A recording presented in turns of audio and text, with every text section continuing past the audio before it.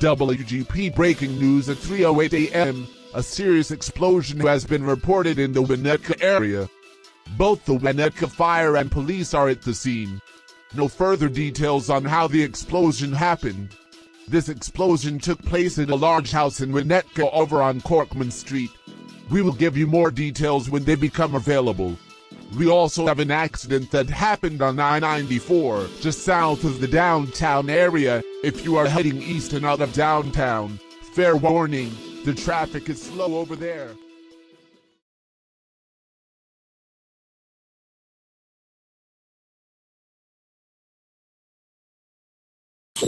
WRQ-AM, Detroit's all-news station. WRQ time is 1:27 p.m. It's 48 degrees.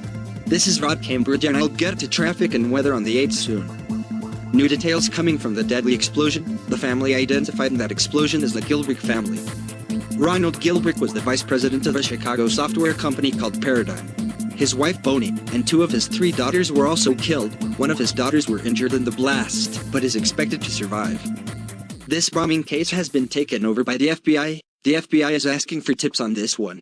They cannot find the motive or a reason why someone would target Ronald Gilbrick. Moving on to other news, Jimmy Swaggart Ministries is dealing with a data breach. Hackers leaked information on donors, their addresses and credit card info. Credit experts suggest that you should.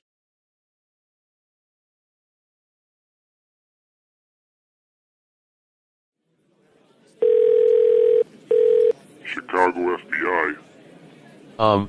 Yes, I have a tip on the Winnetka bombing. Okay, what can you tell us? Well, I work for Bartman Security. I was doing security for a building which is on camera 24/7, including one on top of the building. We saw something on tape at 2:50 a.m. that may interest you. And what would that be? A drone made liftoff at a building next to us at 2:50 a.m. And it came back to the same building at 3:30 a.m.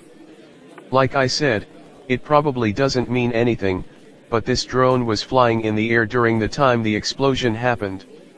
Actually, we could use that video.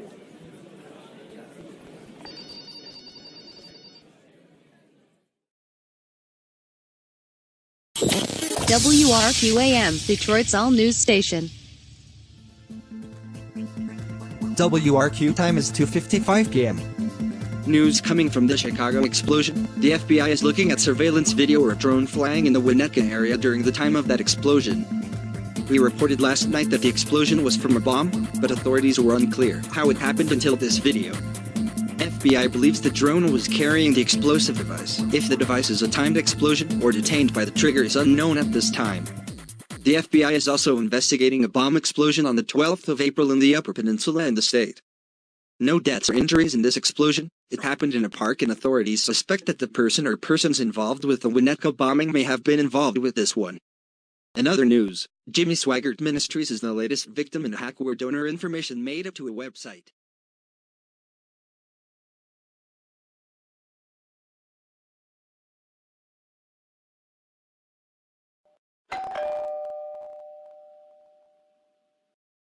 Who the hell could that be?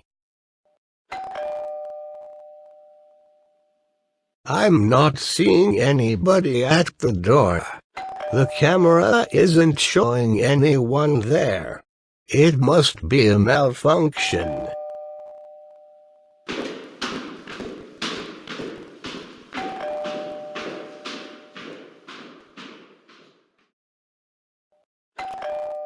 What in the hell is this?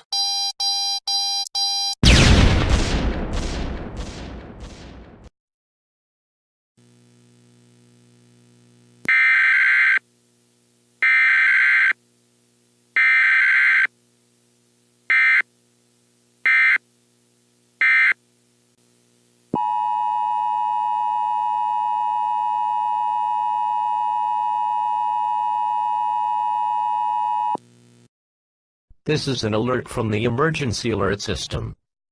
A home explosion has occurred in the Chanhassen area. Civil authorities are unsure at this time if this explosion was caused by a natural gas leak or perhaps related to the Chicago explosion. All nearby residents of this explosion are asked to stay tuned to local media as further information becomes available. If you see any suspicious activity, please call 911. This concludes this administrative alert from the emergency alert system.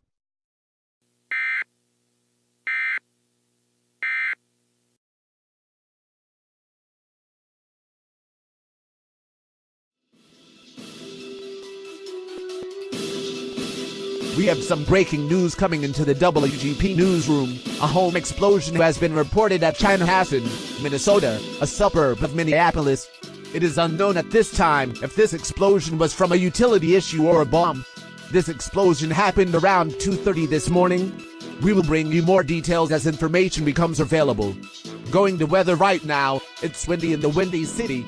Temperatures will rise a little as we head into the morning commute.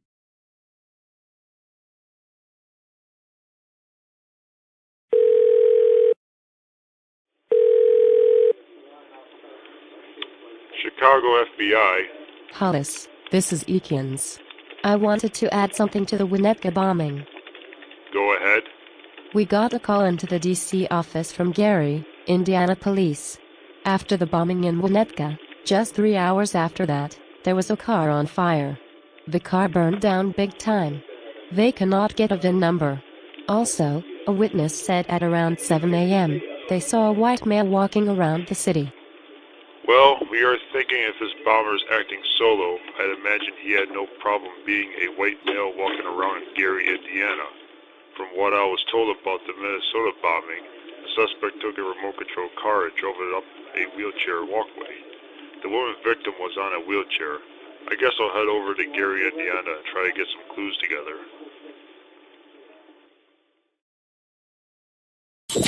WRQAM, Detroit's all-news station.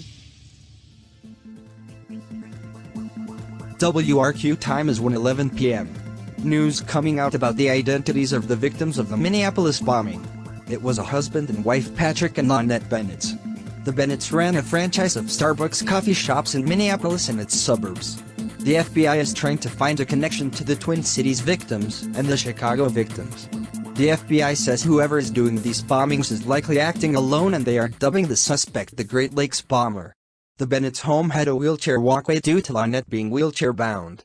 The suspect used a remote-control car to drive the bomb to the door of the house. Also, the doorbell had rung multiple times. The Bennett's home had some kind of home automation doorbell installed.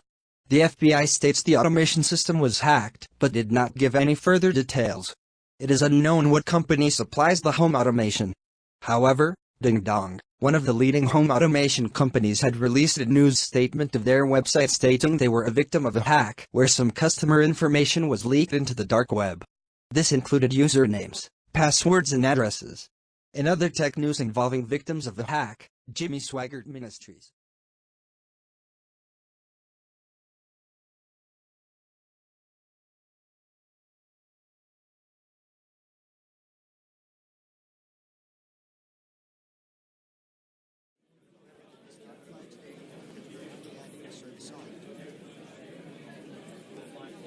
This is Agent Steinbrink. Steinbrink, this is Golden from Detroit.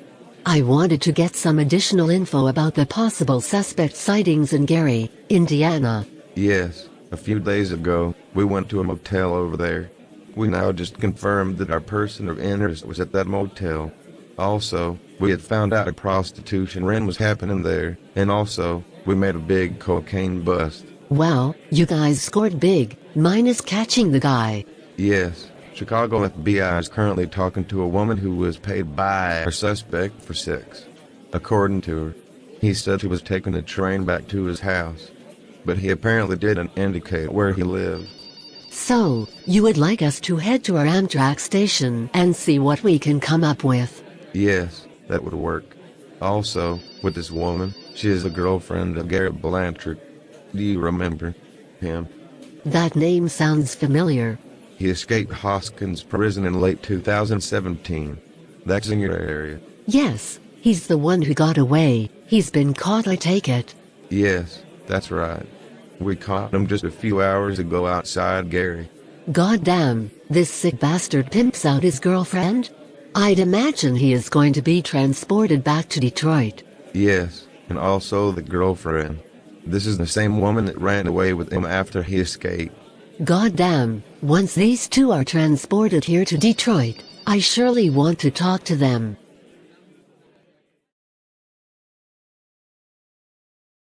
WRQAM, Detroit's all news station. WRQ time is 11:08 p.m. I'm Peter Handley. We have some more news about the motel bust in Gary, Indiana, and news about a deal for zombies to be moved to a large abandoned industrial building in Marlette. I'll get to those in a moment.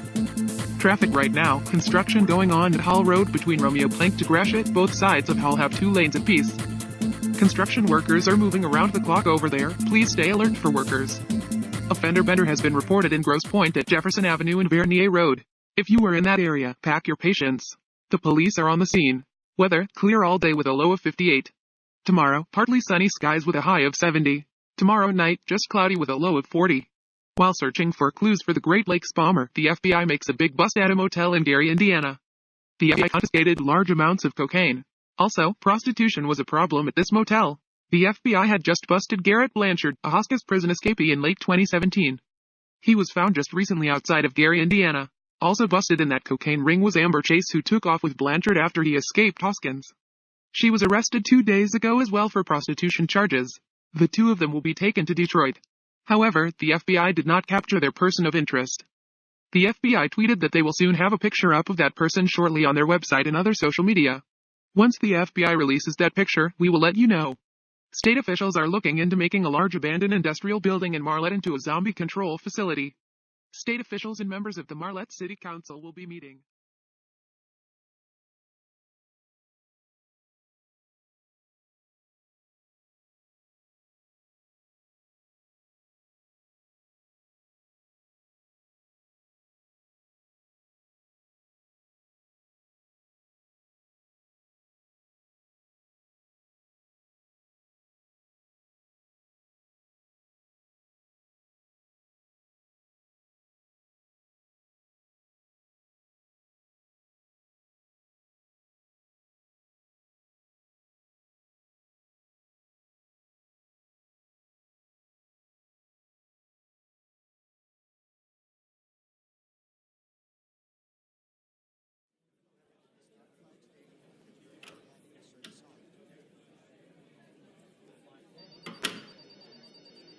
Garrett Blanchard, correct?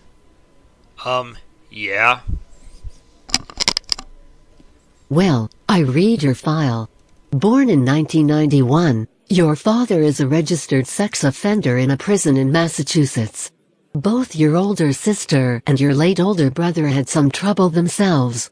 You got in trouble for the first time in 2001, stealing from a candy store. Now in 2020, you're pimping out your girlfriend. She ain't my girlfriend no more. The bitch cheated on me. That's why I pimped that bitch out. I don't really give a shit about your personal life so much. I think you know why I'm here. But if you don't, let me remind you. I'm Agent Golden of the FBI, and I need a good description of a white male who was present at the motel on Tuesday. Oh, I know who you're talking about. That guy was a faggot. I need a description of what he looks like, not his sexual orientation. I also find it very difficult to believe our suspect is gay when he had sex with your girlfriend. Or ex-girlfriend. Ex-girlfriend, bitch. She ain't my girlfriend no more. What the fuck you gonna do with that? You ain't scared of me.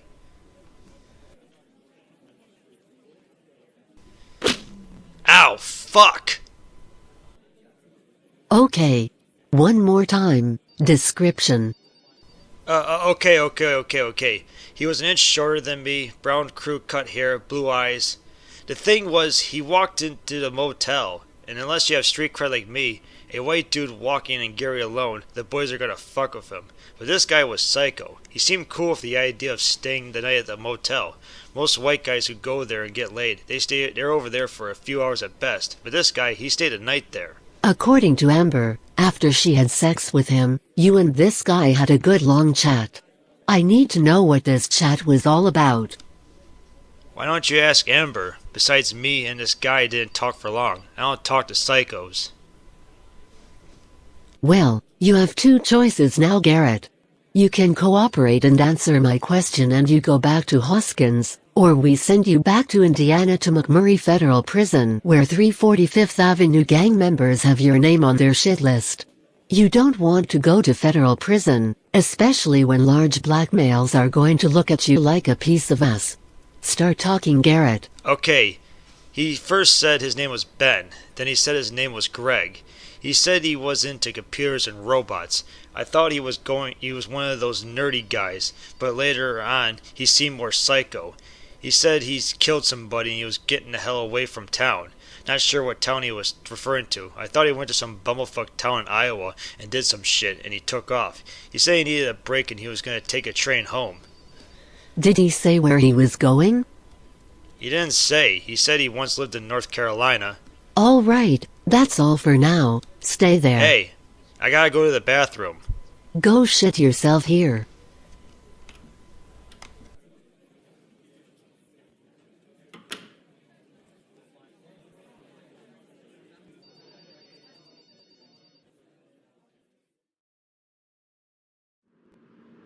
Looking to build another zombie control facility in Marlette, but they were met with heavy resistance from residents of that city. One resident, Billy Burke, leads the way with the residents not wanting a zombie control facility south of the city due to concerns of a zombie escape. Since the zombie tragedy last year, some cities and towns in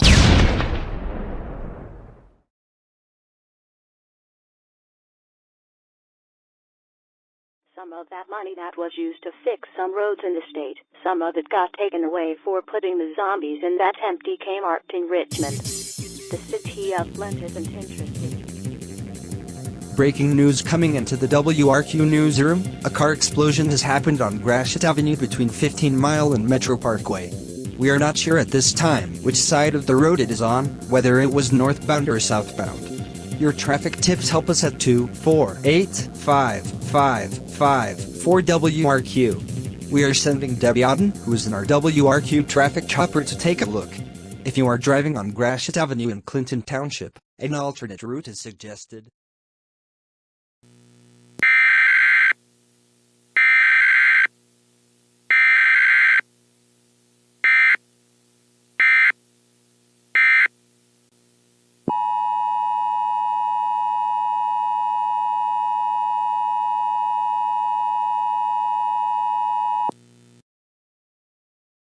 This is an administrative alert from the emergency alert system. A car explosion happened on Gratiot Avenue between 15 Mile Road and Metro Parkway. Civil authorities and the FBI believe this explosion was caused by the suspects responsible for the Chicago, Minneapolis and Upper Michigan bombings. Civil authorities ask all residents of the following cities and townships to stay indoors at this time: Clinton Township, Harrison Township, Mount Clemens, St. Clair Shores and Macomb Township. Photos of the Great Lakes bombing suspect can be found on the FBI's website at www.fbi.gov. All TV media outlets will be broadcasting the photos of the suspect. If you happen to see the suspect, or anything suspicious, please dial 911. Please stay tuned to local media for further information. We repeat, civil authorities ask all residents of the following cities and townships to stay indoors at this time: Clinton Township, Harrison Township, Mount Clemens, St. Clair Shores and Macomb Township. This concludes this alert from the emergency alert system.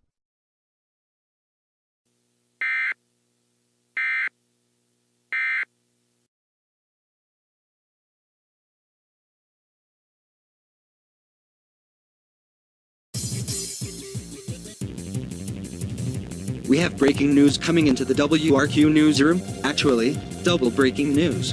The FBI is talking to a woman in Charlotte, North Carolina by the name of Phoebe Smith. Now, Miss or Mrs. Smith had been active on Twitter since around 4 a.m. claiming she knows the Great Lakes bomber's name, and also claims that this man often creeped her out at a previous job. Phoebe Smith says the Great Lakes bomber's name is Ben Greenhorn. It is not yet known if Smith contacted the FBI. Now, the other breaking news. WFUQ has just talked to a Clinton Township woman claiming to know the victim of the explosion earlier. Authorities have not yet identified the victim or victims of this explosion. However, this Clinton Township woman claims the victim's name is Peggy Kaminsky.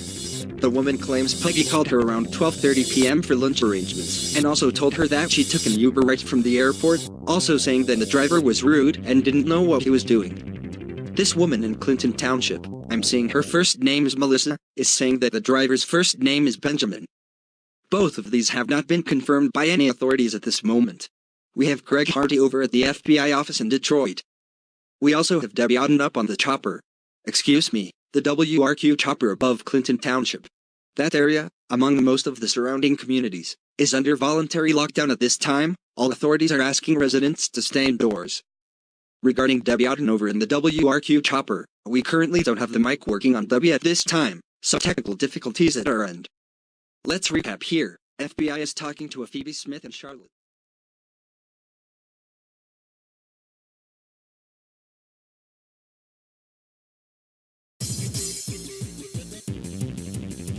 Breaking news coming in, two things actually. First, the FBI does confirm that the Great Lakes bomber is Benjamin Greenhorn. He is 34 years old, he has lived in North Carolina and also North Dakota. Benjamin Greenhorn does live in the Detroit area. The FBI states that Greenhorn has a home in the East English Village in Detroit and also a rental home in Rochester. Greenhorn's profession is robot programming and has had that job with both Carroll North Robotics and previously with Lehman Schultz in Troy. The other breaking news is the FBI and the Detroit police are now raiding Greenhorn's Detroit home. We also have Greg Hardy on his way to the scene. We are not sure as of now where Greenhorn's Rochester residence is at. We will keep you posted when further details come up. We can now confirm that the explosion has killed one person. It is confirmed that the person killed was 54-year-old Peggy Kaminsky. She was supposed to meet with a friend for lunch when her car exploded on her way there. Authorities have closed northbound Gratiot Avenue between 15 Mile Road and Metro Parkway. If you're looking to go down northbound Gratiot in Clinton Township, forget about it. Take Grosse Pointe Highway instead. Try Pebble Lake or Harper. FBI agents are over at the scene investigating.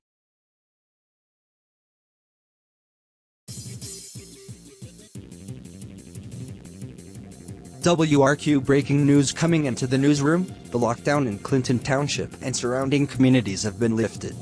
The FBI states a ping came from the phone of Ben Greenhorn in Monroe County just at around 2:45 p.m. and the authorities believe he has left the state. FBI is talking to Phoebe Smith in Charlotte, North Carolina right now. Smith this morning identified Greenhorn on Twitter, which led the FBI to question her while she was working at a restaurant. Her Twitter wall contains a flurry of tweets complaining about Ben Greenhorn. The FBI is also looking into a North Dakota connection with Greenhorn. A man on Twitter from Fargo, North Dakota claims Greenhorn and him got into a bar fight and now has begun his own flurry of tweets about him. Besides Greenhorn's job in robotics, the FBI is also looking into Greenhorn's time at Uber.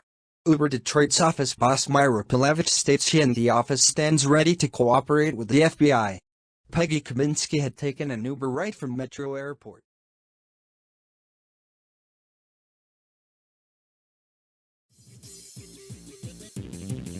Peter Handley here at WRQ with breaking news coming out of Cleveland. Apparently, a drone dropping a device near a house was spotted in the area. However, the device did not explode. Police and even the bomb squad are at the scene at this time. They have the device and are looking for the drone. Uber now confirms that Peggy Kaminsky had complained to Uber about Ben Greenhorn this morning. This is also true with both Ronald Gilbrick and Lynette Ventis. The both of them had complained to Uber with Greenhorn as the driver. Uber hasn't released other information about the complaints. The FBI has an interest in a storage facility in Berlin Township in Monroe County.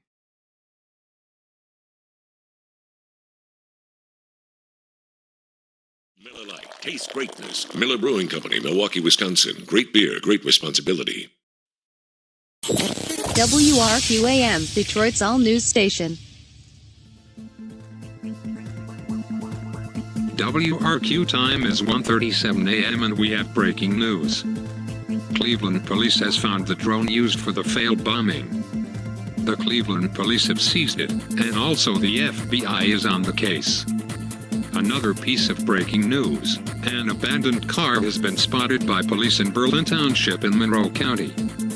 The Monroe County Sheriff is there with a bomb squad seeking if any explosives are in the car. The authorities say this vehicle is a blue Nissan. The same vehicle used to drive Peggy Kaminsky and the same vehicle used as he was driving away from the Clinton Township bombing. The FBI suspects that Ben Greenhorn had used a remote explosive in the Clinton Township bombing, just like he did with the Minneapolis bombing. No word yet on what kind of explosive was used in the attempted bombing in Cleveland. We have told you earlier that Ben Greenhorn had rented a garage in Berlin Township. He has been seen on surveillance camera walking to this garage and leaving in a red 2003 to 2006 Pontiac Grand Prix with no license plate. Both Greenhorn's homes, one being in the East English Village of Detroit, the other being an apartment in Rochester, are still occupied by the authorities. No word yet from authorities of what was found in the homes.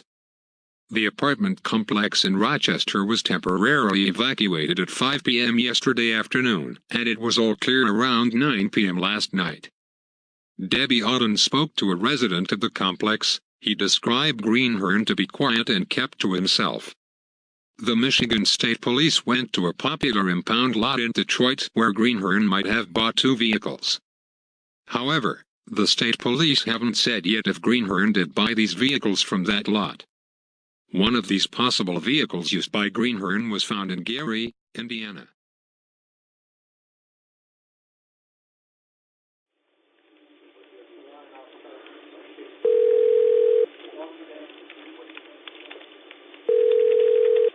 "911. What's your emergency?" Hello. Ben Greenhorn is in our house. Okay. Can he see you? No, I'm in the closet. He's in the kitchen. He's holding my girlfriend hostage. Okay. At any time you cannot talk. Just stay silent. Is it possible for you to give out your address? Can you tell me if he has explosives on him? He broke into our home carrying a gun in a bag. Do you or your girlfriend know Ben Greenhorn? My girlfriend knew him from Carolina Robotics. One of the windows is open in the room. I'm gonna try and sneak out of here. Sir, no. Please stay on the phone with me. The authorities are on their way. No, I can do this. I'll see them when they get here. Sir, hello? Sir, can you please come back on the phone? What the hell was that? Hello? You little prick. Anybody there? I think he shot the caller.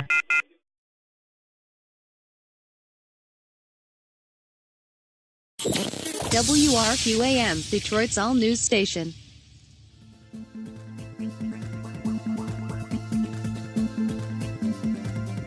It's 7:22 a.m. here at WRQ. It's Rod Cambridge coming to you live on this Saturday morning. Debbie Auden has the day off.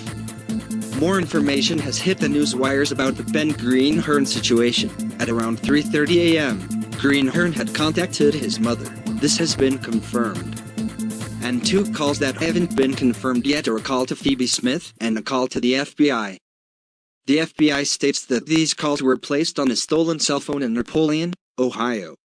What I just read here surely doesn't make sense.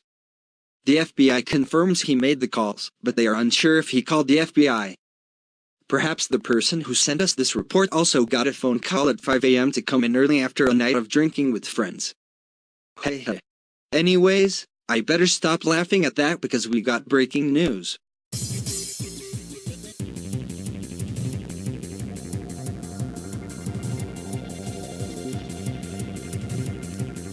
We have a report about a heavy police presence surrounding a home in Hawkins, Indiana.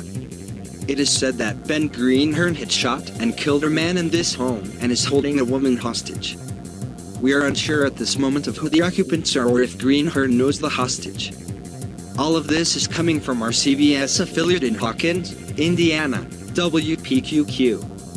We will be syndicating to WPQQ just momentarily.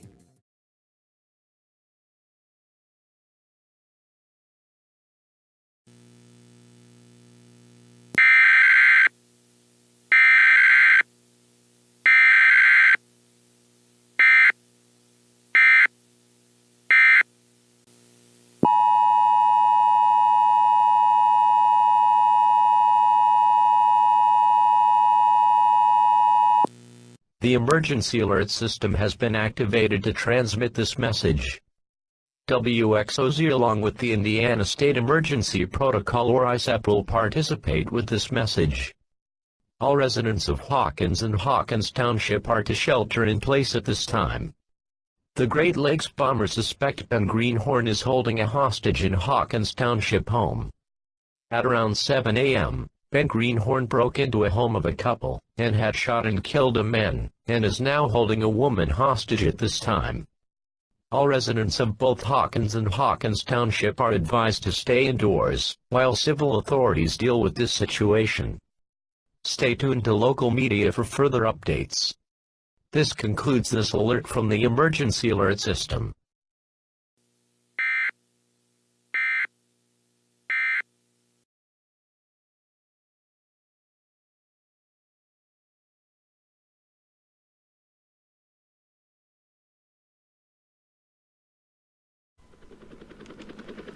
And here is our update on the situation here. Still no activity. We haven't seen much movement from officers in the last 15 minutes. Like we said at the top of this broadcast, Greenhorn is the Great Lakes bomber. He is responsible for the bombing in suburban Chicago, Minnesota, and yesterday Metro Detroit. A 911 call was made at 7:15 this morning. Also, as we heard this morning, Greenhorn has stolen somebody's phone and made a few calls. One of those calls, whoa! What the hell? Oh shit! Okay, it seems we have some technical issues. We are going to continue our live coverage of the Hawkins situation.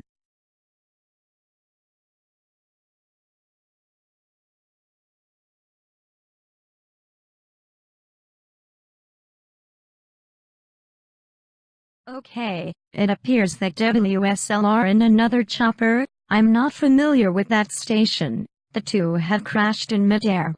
Both choppers have gone down in a farm about a mile from the house in question. Police are still intact all around the house. I do wonder if Ben Greenhorn is aware of the situation. He should be ashamed of himself. Oh my God, I can't believe this happened.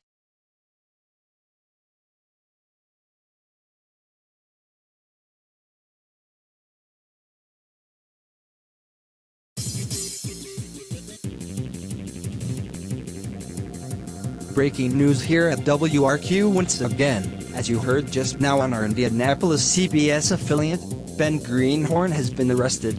Let us recap the last 5 minutes here. We had a chopper collision with two news helicopters while covering the situation. One of the news choppers involved was Indianapolis Fox News affiliate WSLR. We do not know at this time which was the other chopper. And just a minute or two after that collision, Greenhorn exited the home holding the female hostage at gunpoint with what appears to be a bomb attached to him. We are now receiving reports that the bomb was fake. The SWAT team took a chance and shot Greenhorn in the leg. The hostage was able to get away. It is unknown at this time if authorities knew if the bomb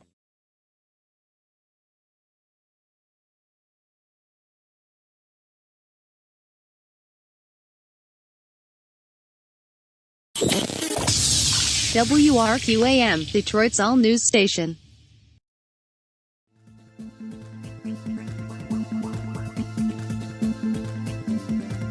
.54 AM at WRQ, just about an hour past the arrest of Great Lakes bomber Ben Greenhorn. We have more information coming in on who Greenhorn had called while he was in Ohio. The FBI, along with a few Charlotte, North Carolina news sources, are confirming that Ben Greenhorn did contact Phoebe Smith at around 3 o'clock this morning.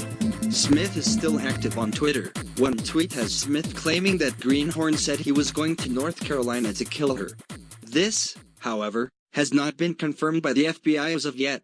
The FBI now confirms that Greenhorn called the FBI Detroit office, but what was said between him and the FBI or how long that call was is not known at this time.